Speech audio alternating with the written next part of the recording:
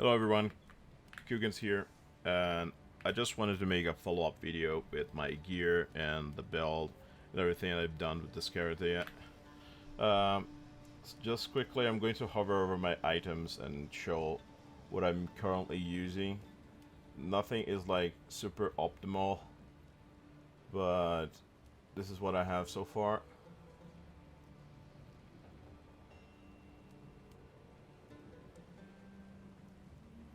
I was using an armor base, body armor, but it wasn't very good because armor right now is completely useless.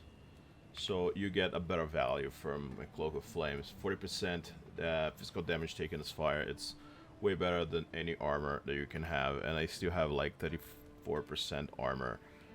It is good, but the Cloak of Flame is way better. They cracked the mitigation and physical damage calculation for the armor, and armor right now is completely dog shit. Because I'm using swap weapons, I have two Svalens, but yeah, it could be expensive. So if you only have money to buy one with minus 10% maximum block, you can buy like one 10% and one 15 or something like that, and use the 10% on the damaging weapon because you're pretty vulnerable when you're casting your Hammer of Gods or the Sunder. So that's why the best Svalane is supposed to go on that, and the worst one you can use for clear, because when you do the seismic cry, you're always like pushing them around, and it's easier to not get hit. I almost forgot to mention that because we're using Svalin, our maximum block is reduced by 10%, and you have 65% block, but in reality this makes like our block chance be lucky, and that means is roll twice, and instead of having 65% block, it's like 80 something. It's really high. You don't get hit a lot. And at the start, if you don't have the money to buy those, you can use the Wailing Wall, and you don't need this last ascendancy because this is exactly what the shoe does. But you need this to get the 40%, and then you can remove those two and go over here and have armor break. That's also an option, and it's also an option when you don't have the last ascendancy, so you can come this way.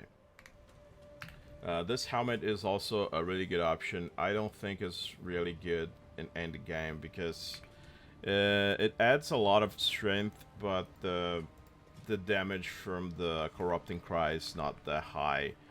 It's enough to clear like tier 15s and 16s, so I don't think you need that much strength to actually use this item anymore. You can, but it's not that great. Let me show my skills. I have Castle Block with Orb Storms, Impetus, and Font of Blood, so when I get hit, I have a Font of Blood with Orb Storms. I have Mace Strike with Rupture and Rage just to aggravate the bleeding when the guy got stunned. Shoot Charge with Ingenuity, so that's some cooldown. Hammer of Gods with Lacerate, Fist of War, Deep Cuts, and Heavy Swim. I still missing my last one. Probably is going to be Hefty or something like that. Infernal Cry with Premeditation, Raging Cry, Dazing, and Enraged Cry. I still trying to figure out if this is good or not, or having full rage is better. I don't know yet. I'm living like this. You can test it out. Sunder with Supercritical, Hourglass, Hefty, and Fire Infusion. So Sunder I only use when I use my totem to break the armor, and then Sunder do triple damage, something like that. It's crazy good.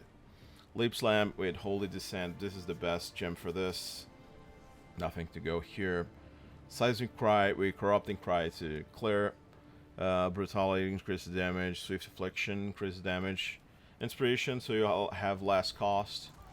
And when leveling, if you are like the 40 something that you unlock Seismic, you need to put pin so you don't cause stun build up if you want to level up without the last ascendancy that ignores Warcry cooldowns. Because if you stun the mob, Seismic Cry is going to get a charge and you won't be able to use it. It's going to get into cooldown. So if you don't have the last ascendancy, use pin. It's going to remove the stun build up. My Ancestral War Totem are using Armor Breaker, Martial Temple, Demolisher, and Ancestral Urgency. You can also remove one of those, I think maybe this one, and put the Font of Blood if you don't have Fallen to cast on crit. My auras are Overwhelming Presence, Time in Need with Cannibalism and Vitality. Cannibalism is priority, it's so good. So let me go through the three. The first ascendance is always this one and then this one. Or you can get this one, and then when you have those, when you have another point, you can respec and get this one. And this is the third ascendancy, the last ascendancy. But until you have the Seismic Cry, you can level up as a physical build. So you come this way and connect here and deal the rest. After the level 40 something that you get Seismic Cry, you can respec and do this path. And I will share the build, full build on maxroll, all the planner. This is my build so far. You can pause and scan through it. I'm always making changes. I want to get this node. And yeah, I have on swap a weapon set when I have stuff for physical damage and breaking armor and the Warcry stuff here. And I'm trying to get more damage here and this node. And for the weapon swap to do more damage with bleeds, I have this node here and bleed stuff. I want to remove this part section and move here to test it out if it's going to be better or not. And yeah, basically that's my tree. That's my build. Very inspired by Skadoosh. I will link his build on the description. He's doing almost the same thing, but he's playing with totems, if that's your thing. But yeah, I kind of like go the path of actually attacking myself. That's it.